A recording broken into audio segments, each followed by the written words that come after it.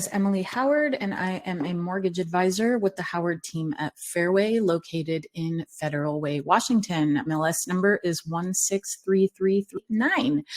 The reason for this video today is I am sure that if you are anyone thinking about real estate, you're a real estate agent, you're a seller, you're a buyer, and you have been hearing these terms, temporary rate buy down, and more frequently seller funded temporary rate buy down.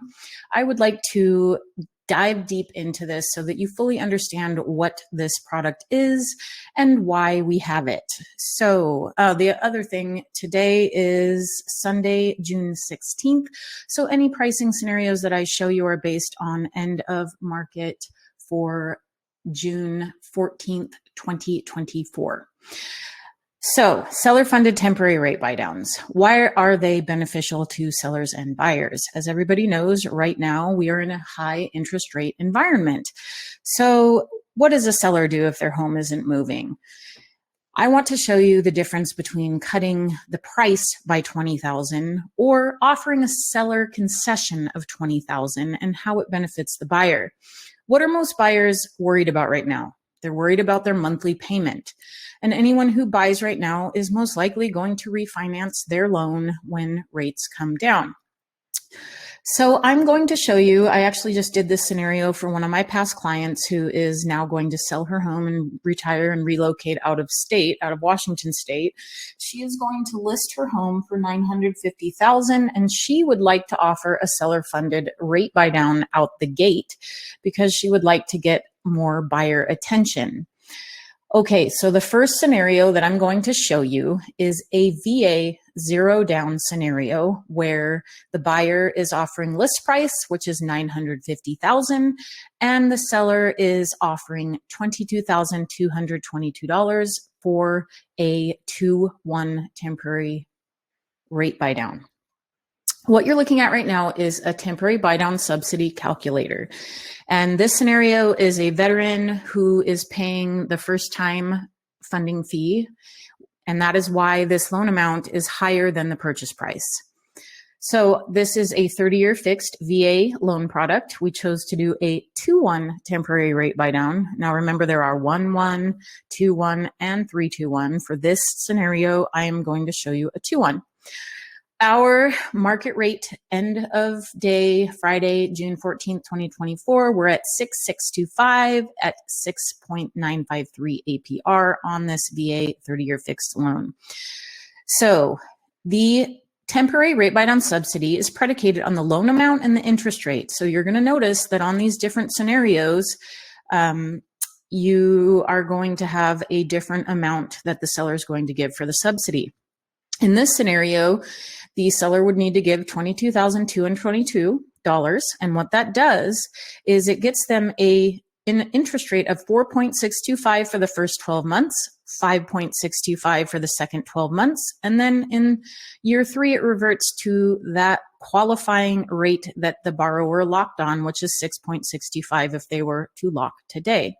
What this does for their payment. So in the first year, their payment is $5,763.56. Now this includes taxes and insurance on that property. Second year, their payment is $6,360. Third year or remaining term, $6,987. And the whole point here is to give buyers some time to refinance when rates come down.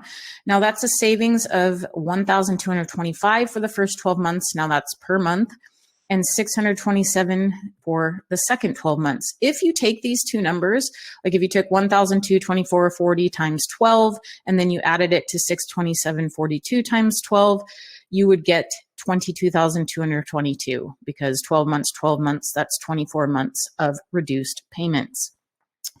The second scenario that I'm going to show you is on the same property, $150,000 purchase price, someone buying the home with a regular FHA 3.5% down loan product. Your loan amount includes the upfront mortgage insurance, 30-year fixed FHA loan with a 2-1 temporary rate buy down. Today, our rate is at 6.625, 7.005 APR, and the estimated monthly taxes and insurance is higher because with this product, you have monthly mortgage insurance. In this scenario, the seller would have to give $1,360 to fund the temporary rate buy down. And that would get them to 4,625 for the first 12 months, 5,625 for the second 12 months, and then revert to the 30-year fixed at 6,625 if this borrower was unable to refinance when rates come down. And you can see the payments and the savings on this scenario.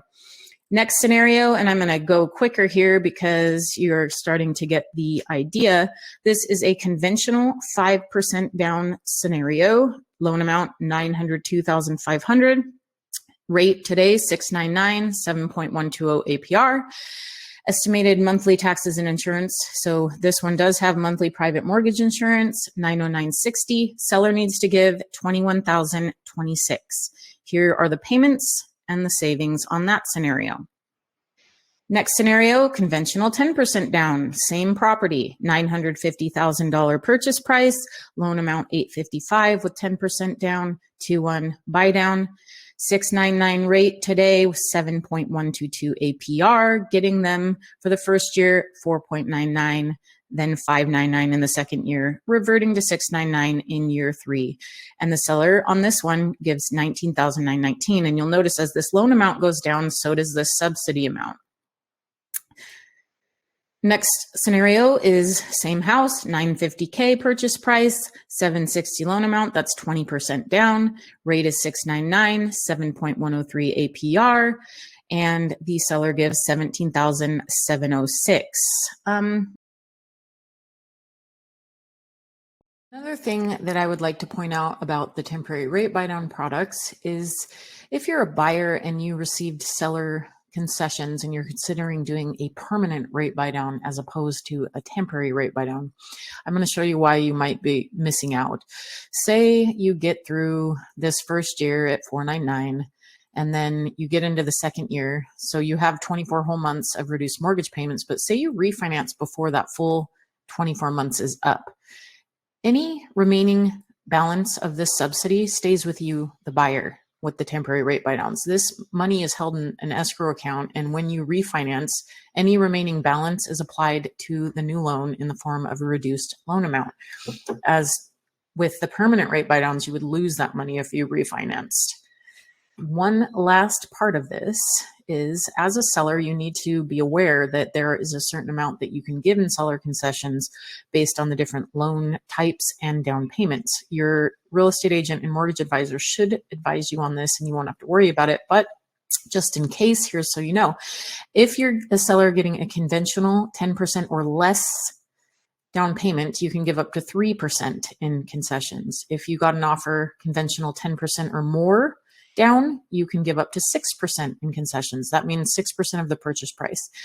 If you had a buyer that offered a conventional 25% or more down, you can give up to 9%. So 75 loan to value. That's what LTV stands for. FHA, you can give up to 6% of the purchase price in concessions. VA, this one's tricky because technically veterans can get up to 8% from you. But for what we're talking about, you can really only put 4% toward the seller funded temporary rate buy downs. So 4% in sales concessions. USDA, you can give up to 6% in seller concessions. There you have it, temporary rate buy downs. You can see the power of what that gives buyers, and actually it also is beneficial to sellers. You need to consider when cutting $20,000 off your purchase price, what it's going to do is very little. In today's terms and rates, it's about $60 off of your mortgage payment, as opposed to giving $20,000 in seller concessions for a 2-1 rate buy down. It goes a whole lot further in reduced mortgage payments for the buyer. If you have any questions, don't hesitate to private message us, and thank you for being the best part of our business.